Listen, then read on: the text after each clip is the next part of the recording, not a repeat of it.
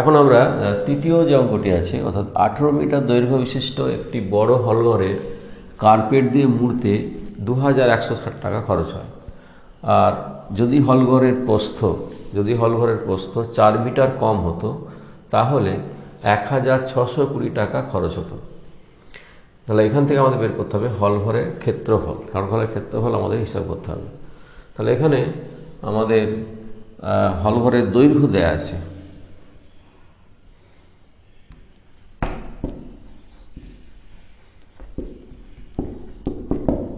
হলঘরের দৈর্ঘ্য কত দেয়া আছে? 18 মিটার। হলঘরটা অবশ্যই আয়তকার, কারণ দৈর্ঘ্য প্রস্থ আছে। তাহলে হলঘরের দৈর্ঘ্য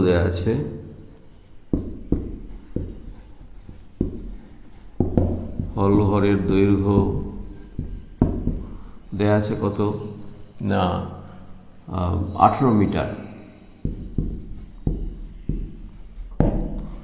প্রস্থ কিন্তু দেয়া নেই, প্রস্থ আমাদের অজ্ঞাত। তাহলে প্রস্থ যেটা অজ্ঞাত সেটাকে একটা ধরে নিতে হয় আমাদের। ধরে নিচ্ছি প্রস্থ হচ্ছে x মিটার। ধরি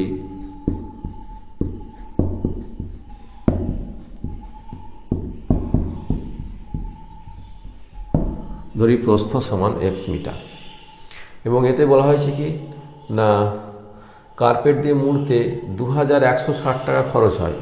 কারণ খরচটা যেটা দেওয়া আছে 2160 টাকা। এখানে আমরা ধরে নিতে পারি প্রতি বর্গমিটারে কত খরচ হয়। প্রতি বর্গমিটারের খরচটা একই থাকবে, অর্থাৎ প্রতি বর্গমিটারের খরচ ধরে নিচ্ছি। ধরি হলঘরের দৈর্ঘ্য বা প্রস্থ বাড়ুক বা কমুক, প্রতি বর্গমিটারে যে খরচ সেটা কিন্তু একই থাকবে। প্রতি বর্গমিটারে খরচ পি টাকা, এটা আমরা ধরে নিলাম। ধরি হলঘরটি কার্পেট দিয়ে মুড়তে প্রতি বর্গমিটারে খরচ হয় পি টাকা, অর্থাৎ তার দৈর্ঘ্য প্রস্থ কমুক বা বাড়ুক যাই হোক, প্রতি বর্গমিটারের খরচ কিন্তু একই থাকবে। সুতরাং সেই খরচটা ধরে নিলাম আমরা পি টাকা। এখন প্রাথমিক অবস্থায়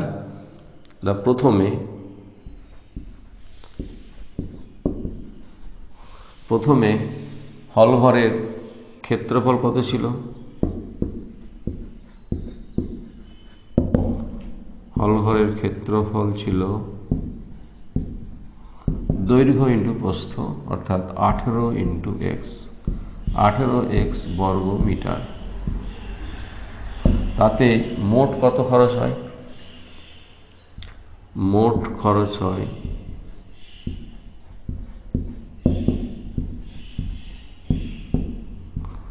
খরচ হয় কত হবে না প্রতি বর্গমিটারের খরচ কিন্তু পি টাকা দেয়া আছে। তাহলে প্রতি বর্গমিটারের খরচ কত হবে? 1 বর্গমিটারে পি টাকা। তাহলে 18x বর্গমিটারে কত হবে? 18x ইন্টু পি টাকা, অর্থাৎ পি ইন্টু 18x টাকা। এখন পরবর্তী সময়ে পরে হলঘরের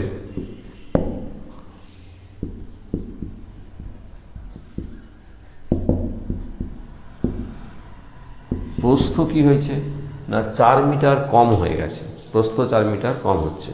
তাহলে প্রস্থ আগে ছিল কত? x মিটার, এখন কমেছে কত? 4 মিটার কমে গেছে, অর্থাৎ কমে কত হয়েছে না x মাইনাস 4 মিটার। অর্থাৎ হলঘরের প্রস্থ হয় x মাইনাস 4 মিটার।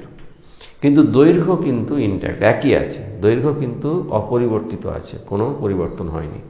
দৈর্ঘ্য কত ছিল আগে না 18 মিটার, অর্থাৎ দৈর্ঘ্য একই আছে। দৈর্ঘ্য কিন্তু অপরিবর্তিত, দৈর্ঘ্য হচ্ছে কত? 18 মিটার। অতএব ক্ষেত্রফল আমরা পাচ্ছি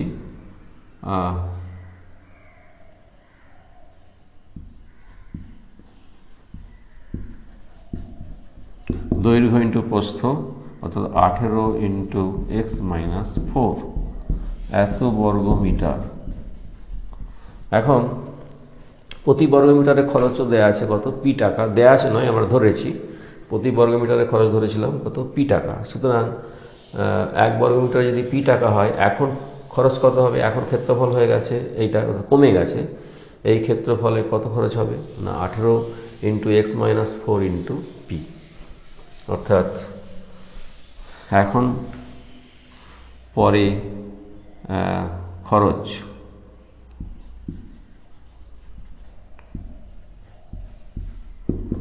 পরে মোট খরচ কত হচ্ছে না পি ইন্টু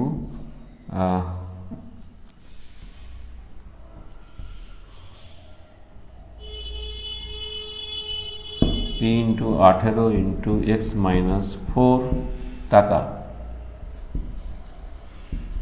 এটা। অতএব আমরা এখানে লিখতে পারি শর্তানুসারে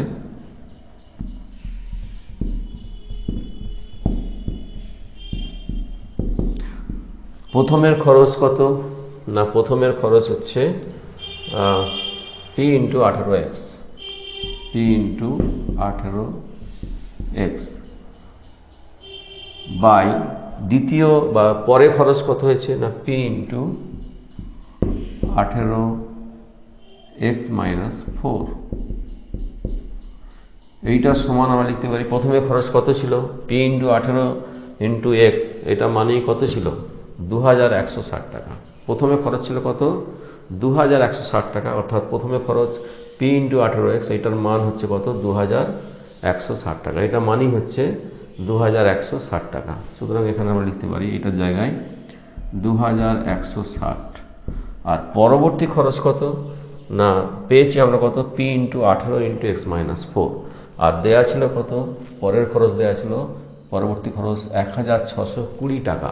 সুতরাং এইটা মানই হচ্ছে 1620 টাকা। সুতরাং এর জায়গায় আমরা লিখতে পারি 1620। এখান থেকে পিটা ক্যান্সেল করতে পারি, 18টাকেও কাটতে পারি, এখানেও কাটাকাটি করলাম, এখানে হচ্ছে 9 দিয়ে কাটবে, 9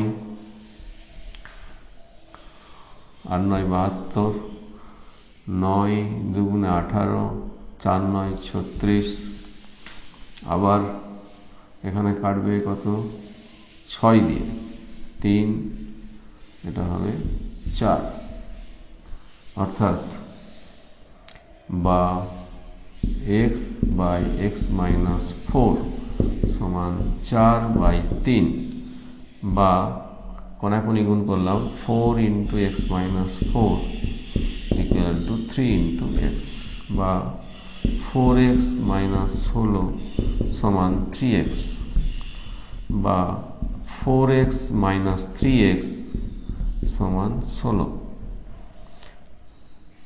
অতএব x সমান 16, x সমান 16। তাহলে হল ঘরের এবারে ক্ষেত্রফলেও যাবো আমরা, x সমান 16 পেলাম, অর্থাৎ প্রস্থ পেয়ে গেলাম। অতএব প্রস্থ সমান 16 মিটার, আর দৈর্ঘ্য দেয়া ছিল 18 মিটার। অতএব ক্ষেত্রফল দৈর্ঘ্য ইন্টু প্রস্থ অর্থাৎ 18 ইন্টু 16 এত বর্গ মিটার, অর্থাৎ গুণ করলে পাবো 8 8 16 128, আর 16 12 288, অর্থাৎ 288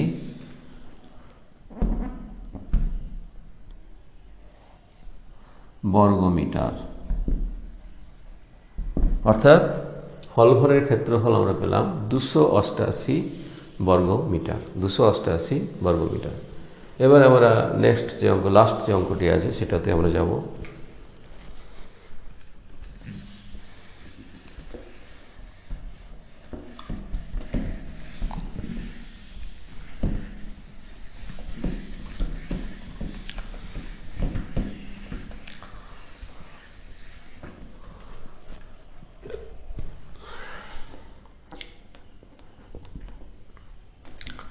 এখানে দেখো যে অঙ্কটি দেয়া আছে 385 মিটার ইন্টু 60 মিটার এই পরিমাপের, মানেটা কি? এই পরিমাপের আয়তাকার চাতাল, এই পরিমাপের একটি আয়তাকার চাতাল, মানে এটা মানে হচ্ছে বোঝাচ্ছে কি 385টা হচ্ছে ওই চাতালের দৈর্ঘ্য এবং 60টা হচ্ছে ওই চাতালের প্রস্থ। অর্থাৎ 385 ইন্টু 60 মিটার পরিমাপ মানে হচ্ছে এটি একটি আয়তাকার চাতাল, যেহেতু তার দৈর্ঘ্য হচ্ছে 385 মিটার, প্রস্থ হচ্ছে 60 মিটার। এবং এটাকে পাকা করতে হবে, এবং পাকা করতে সর্ববৃহৎ কত মাপের বর্গাকার টাইলস আমাদের লাগবে বা ব্যবহার করা যাবে। আমাদের বর্গাকার টাইলসের পরিমাপ সংখ্যাটা বের করতে হবে, এবং সেটা হয় সর্ববৃহৎ বর্গাকার টাইলস। সেই সর্ববৃহৎ বর্গাকার টাইলস দিয়ে এটাকে পাকা করতে হবে। আয়তাকার যে চাতালটা আছে, যার মাপ দেয়া আছে এত, অর্থাৎ দৈর্ঘ্য এত, প্রস্থ এত, তাহলে কতগুলি সেরকম সর্ববৃহৎ মাপের টাইলস আমাদের লাগবে। এবং সেক্ষেত্রে টাইলসের সংখ্যা কত হবে বের করতে হবে, আর কত মাপের, সর্ববৃহৎ কত মাপের টাইলস লাগবে, অর্থাৎ টাইলসের ক্ষেত্রফল বা টাইলসের বাহুর দৈর্ঘ্য আমাদের বের করতে হবে। অর্থাৎ কতগুলো সর্ববৃহৎ মাপের টাইলস লাগবে, আর টাইলসের পরিমাপ কী হবে, অর্থাৎ তার বাহুর দৈর্ঘ্য কত হবে, এই দুটোই আমাদের নির্ণয় করতে হবে। তাহলে এখানে আমরা চাতালটি যেটা আছে, তাহলে চাতালের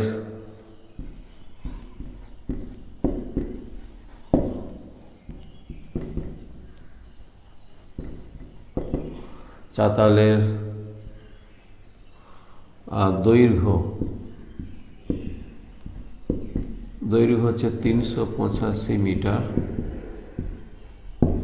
প্রস্থ হচ্ছে 60 মিটার। চাতালটা ধরো এরকম ছিল,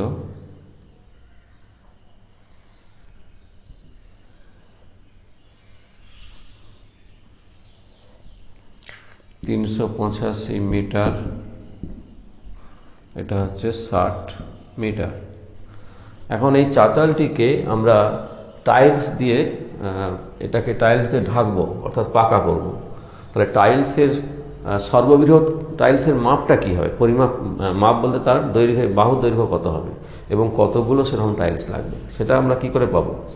না, যে টাইলস দিয়ে আমরা বর্গাকার টাইলস দিয়ে এটাকে আমরা ফিল আপ করবো, অর্থাৎ এটা পাকা করব, তাহলে নিশ্চিতভাবে সেই টাইলসের যে বাহুর দৈর্ঘ্য হবে, সেই বাহুর দৈর্ঘ্যটা অবশ্যই 60-এর গুণনীয়ক হবে, বা 60 সেই বাহুর দৈর্ঘ্য দিয়ে ভাগ করা যাবে, বা সেই বাহুর দৈর্ঘ্যটা 60-এর গুণনীয়ক হবে, অর্থাৎ উৎপাদক হবে। আবার একইভাবে সেই বর্গাকার টাইলসের বাহুর দৈর্ঘ্যটাকে অবশ্যই 385-রও একটি গুণনীয়ক হতে হবে, তাহলে তবেই সেটা সম্ভব হবে। যদি গুণনীয়ক না হয় তাহলে কিন্তু কম বেশি হবে, অর্থাৎ পুরোপুরি ঢাকা যাবে না, বা ঢাকা গেলেও বাইরে কিছু বেরিয়ে যাবে, কিছু অংশ। তাহলে বাইরে যদি কিছু অংশ না বেরোতে হয়, বা একদম পুরোপুরি ঢাকা যায় সেই টাইলস দিয়ে, বা সর্ববৃহৎ যে টাইলস আমাদের বলছে এখানে নির্ণয় করতে হবে তার সংখ্যা এবং তার পরিমাপ, তাহলে সেই টাইলসের অবশ্যই বাহুর দৈর্ঘ্যটা দিয়ে 60-কে ভাগ করা যেতে হবে, এবং বাহুর দৈর্ঘ্যটা দিয়ে 385-কেও ভাগ করা যেতে হবে। অর্থাৎ সর্ববৃহৎ যে টাইলসটা পাবো, সেই টাইলসের বাহুর দৈর্ঘ্য 60-এরও গুণনীয়ক হবে এবং 385-রও গুণনীয়ক হবে। এখন টাইলসের সর্ববৃহৎ টাইলস মানে কি না, সেই গুণনীয়কটা নিশ্চয়ই সর্ববৃহৎ গুণনীয়ক হবে। সাধারণভাবে যে কোনো টাইলসে যদি আমরা এটাকে ঢাকতে চাইতাম, তাহলে সেই টাইলসের বাহু দৈর্ঘ্যটা শুধু গুণনীয়ক হলেই হতো, অর্থাৎ সেই 60-এর সাধারণ যে কোনো একটা গুণনীয়ক, আর 385-রও একটা সাধারণ গুণনীয়ক। কিন্তু সাধারণ গুণনীয়ক হলেই হবে না, সেটাকে আবার গরিষ্ঠ হতে হবে, কারণ সর্ববৃহৎ টাইলস আমাদের এখানে বলেছে। তাহলে সেই ক্ষেত্রে আমাদের কি হতে হবে না, সেই গুণনীয়কটা, অর্থাৎ সেই টাইলসের যে বাহুর দৈর্ঘ্য, সেটা উভয়েরই গুণনীয়ক হচ্ছে, 60-এরও গুণনীয়ক হচ্ছে, 385-রও গুণনীয়ক হচ্ছে। শুধু গুণনীয়কই নয়, সেটা আবার গরিষ্ঠ গুণনীয়ক, সাধারণ গরিষ্ঠ গুণনীয়ক। তাহলে যে কোনো পরিমাপের আয়তাকার যে কোনো ক্ষেত্রকে আমরা যদি বর্গাকার টাইলস দিয়ে ঢাকতে চাই, তাহলে নিশ্চিতভাবে টাইলসের বাহুর দৈর্ঘ্য ওই আয়তাকার যে ক্ষেত্র, তার যে বাহুর দৈর্ঘ্যগুলো আছে, সেই বাহুর দৈর্ঘ্যগুলোর গুণনীয়ক হতে হবে। টাইলসের বাহুর দৈর্ঘ্যটাকে আর ওই যে চাতাল বা আয়তাকার যে ক্ষেত্র আছে তার বাহুর দৈর্ঘ্যের গুণনীয়ক হতে হবে, সাধারণ গুণনীয়ক হতে হবে, তবেই সেটা সম্ভব। যদি না হয় তাহলে সেক্ষেত্রে হবে না। তাহলে এখানেও টাইলসের যে বাহুর দৈর্ঘ্য হবে সেই বাহুর দৈর্ঘ্যটাকে অবশ্যই 60-এরও গুণনীয়ক হতে হবে এবং 385-ও গুণনীয়ক হতে হবে। এটা অর্থাৎ সেটি একটি সাধারণ গুণনীয়ক হবে। এবং যেহেতু সর্ববৃহৎ বলছে, তাহলে শুধু সাধারণ গুণনীয়কই নয়, সেটা অবশ্যই গরিষ্ঠ সাধারণ গুণনীয়ক হবে। অর্থাৎ ওই বর্গাকার টাইলসের বাহুর দৈর্ঘ্যটা 385 এবং 60-এর শুধু সাধারণ গুণনীয়ক নয়, সেটাকে কি হতে হবে না, শুধু সাধারণ গুণনীয়ক না হয়ে তাকে হতে হবে কি গরিষ্ঠ সাধারণ গুণনীয়ক, তবেই সেটা সর্ববৃহৎ টাইলস হবে। সর্ববৃহৎ টাইলস আমাদের দিয়ে ঢাকতে গেলে সেই টাইলসের বাহুর দৈর্ঘ্যটি হবে এই দুটি, অর্থাৎ দৈর্ঘ্য প্রস্থের গরিষ্ঠ সাধারণ গুণনীয়ক, অর্থাৎ গসাগু এক কথায়। তাহলে এটার গসাগু আমাদের নির্ণয় করতে হবে 385 এবং 60। তাহলে এই গসাগুটা নির্ণয় করতে পারলেই আমরা সর্ববৃহৎ টাইলসের মাপটা পেয়ে যাব, অর্থাৎ তার বাহুর দৈর্ঘ্য পেয়ে যাব। অর্থাৎ বাহুর দৈর্ঘ্যটাই হবে 60 এবং 385-র গসাগু, অর্থাৎ গরিষ্ঠ সাধারণ গুণনীয়ক। অর্থাৎ টাইলসের সর্ববৃহৎ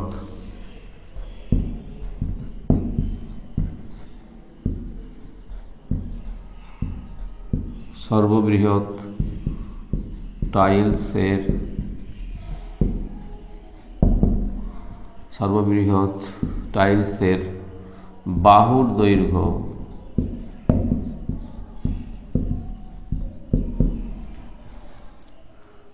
385 মিটার ও 60 মিটার এর গরিষ্ঠ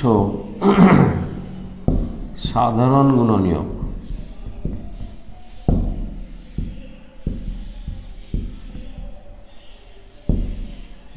হবে বা গসাগু হবে।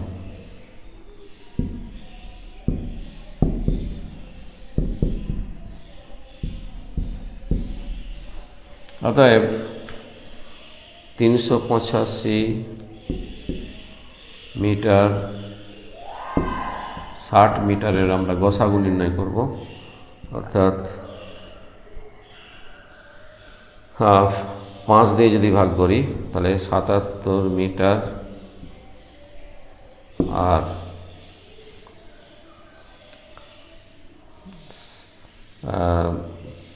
12 মিটার, অর্থাৎ গসাগু হবে 5। অর্থাৎ গসাগু হচ্ছে 5। গসাগু হচ্ছে 5। অর্থাৎ এই গসাগুটাই হবে সর্ববৃহৎ টাইলসের বাহুর দৈর্ঘ্য, সর্ববৃহৎ টাইলসের বাহুর দৈর্ঘ্য। অতএব সর্ববৃহৎ টাইলসের বাহুর দৈর্ঘ্য হচ্ছে টাইলসের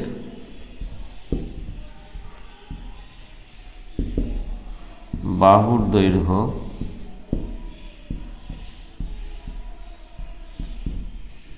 সমান 5 মিটার। অর্থাৎ সর্ববৃহৎ যে টাইলস আমরা পেলাম তার মাপ হচ্ছে 5 মিটার ইন্টু 5 মিটার, অর্থাৎ বাহুর দৈর্ঘ্য হচ্ছে 5 মিটার।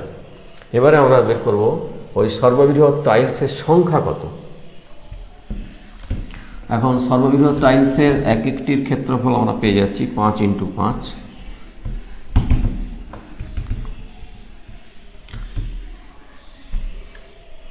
অতএব টাইলসের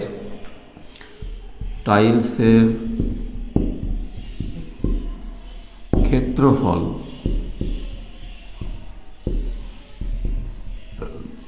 সমান 5 স্কয়ার বর্গমিটার, 25 বর্গমিটার। 5 স্কয়ার, কারণ বাহুর দৈর্ঘ্য 5 দেওয়া আছে, বর্গাকার টাইলস বলেছে। সর্ববৃহৎ বর্গাকার টাইলস, অবশ্যই এখানে টাইলসটার আকৃতি কেমন না বর্গাকার, যেহেতু বর্গাকার তাহলে বর্গাকার টাইলসের ক্ষেত্রফল হচ্ছে 5 স্কয়ার। তাহলে বর্গাকার টাইলসের ক্ষেত্রফল হচ্ছে 5 স্কোয়ার অর্থাৎ 25 বর্গমিটার। আর ধরি সংখ্যা হচ্ছে এক্স, ধরি সংখ্যা সমান এক্স। এখন টাইলসের মোট ক্ষেত্রফল, টাইলসের মোট ক্ষেত্রফল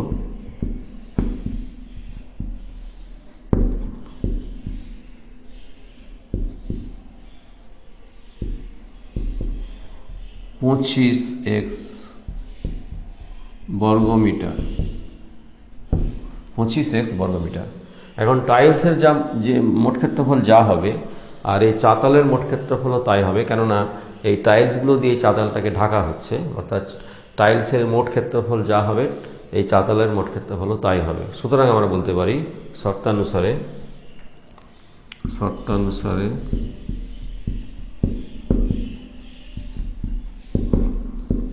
25x সমান চাতালের ক্ষেত্রফল হচ্ছে 385 × 60 দৈর্ঘ্য × প্রস্থ। সুতরাং x সমান 385 × 60/25, 5 দিয়ে কাটো, 5, 12, 77, অর্থাৎ 77 × 12। অতএব x সমান 77কে 12 দিয়ে গুণ করলে যা হয় 77, 12, 154, 77, 924, অর্থাৎ 924। x এর মান হচ্ছে 924, অর্থাৎ x এর মান হচ্ছে 924।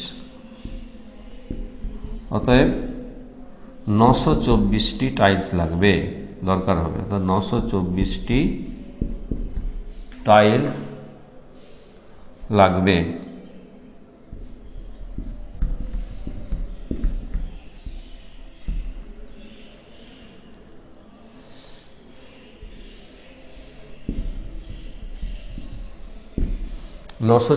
টাইলস লাগবে, অর্থাৎ টাইলসের সংখ্যা হচ্ছে 924। তাহলে এইভাবে আমরা ওই সূত্রগুলির সাহায্যে এই কয়েকটি গাণিতিক সমস্যার সমাধান করলাম। এর পরবর্তী সময়ে আমরা আরও কিছু গাণিতিক সমস্যার সমাধান করব। ওই ত্রিভুজ চতুর্ভুজের পরিসীমা এবং ক্ষেত্রফল যে সূত্রগুলো আছে সেই সূত্রগুলোকে